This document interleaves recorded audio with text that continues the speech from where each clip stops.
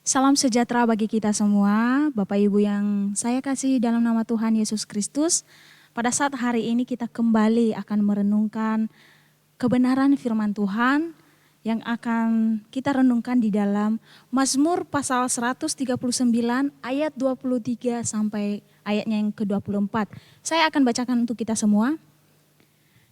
Selidikilah aku ya Allah dan kenallah hatiku. Ujilah aku dan kenallah pikiran-pikiranku.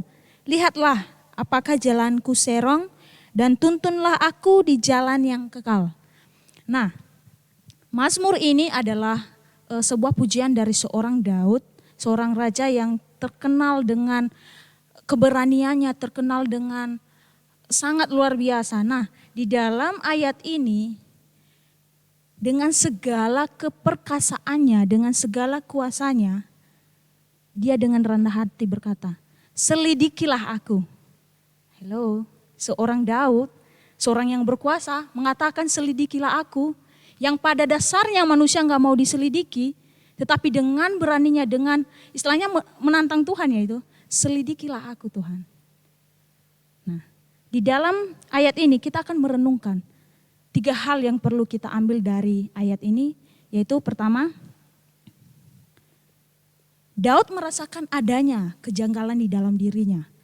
Nah, seseorang yang merasakan adanya kejanggalan di dalam dirinya perlu dia menanyakan, entah itu kepada dirinya atau kepada orang lain yang mungkin melihat adanya perubahan dalam dirinya. Sehingga dia bisa berkata, selidikilah aku. Kata ini diungkapkan oleh Raja Daud karena ia menyadari adanya kejanggalan di dalam hatinya. Oke, yang kedua. Kenalah aku. Sebenarnya kata ini memang gak perlu lagi dinyatakan oleh Daud. Karena apa? Tuhan sudah mengenal dia, Tuhan kan maha tahu. Tetapi kenapa dia bisa berkata seperti itu? Kenalah aku. Karena apa? Raja Daud sadar diri. Karena apa? Terkadang kita sendiri aja tidak menyadari adanya kejanggalan di dalam diri kita. Kita semaunya kita, dan itu bisa dirasakan oleh siapa? Dilihat oleh Tuhan, dilihat oleh orang lain. Nah, dengan itu, dengan beraninya Daud berkata, kenalah aku Tuhan. Karena dia tahu di atas segalanya, tidak ada yang lebih mengenal dia selain Tuhan. Tidak ada yang lebih mengetahui isi hatinya selain siapa? Selain Tuhan. Makanya dengan berani dia berkata, kenalah aku. Ya, itu sebuah hal yang sangat luar biasa dengan ukuran seorang yang berkuasa. Harusnya ya sudah, inilah aku apa adanya. Aku diakui sedemikian baik oleh banyak orang. Jadi gak perlu aku, ya kenalah aku. Tapi dengan rendah hati dia berkata, kenalah aku. Oke, yang ketiga. Ujilah aku dan kenalah hatiku. Oh, luar biasa. Bagaimana seorang manusia yang pada dasarnya itu gak suka diuji. Benar gak? Benar. Gak ada yang manusia yang mau diuji dalam kehidupannya, mau didatangkan pencobaan, gak ada manusia yang mau. Dan gak ada manusia yang suka diuji. Dalam hal apa? Mungkin dalam kesabaran dan segalanya. Tetapi apa? Sebuah segmen yang Daud keluarkan di hadapan Tuhan. Ujilah aku Tuhan. Aduh, luar biasa. Nah, ini menyatakan bahwa seorang Daud ini mengenal Tuhannya. Gitu loh. Nah, ini sebuah hal yang keinginan, apakah dia ini sudah benar enggak Tuhan? Makanya dia berkata, kenalah aku, ujilah aku. Nah, yang terakhir yang perlu kita renungkan adalah penyerahan diri.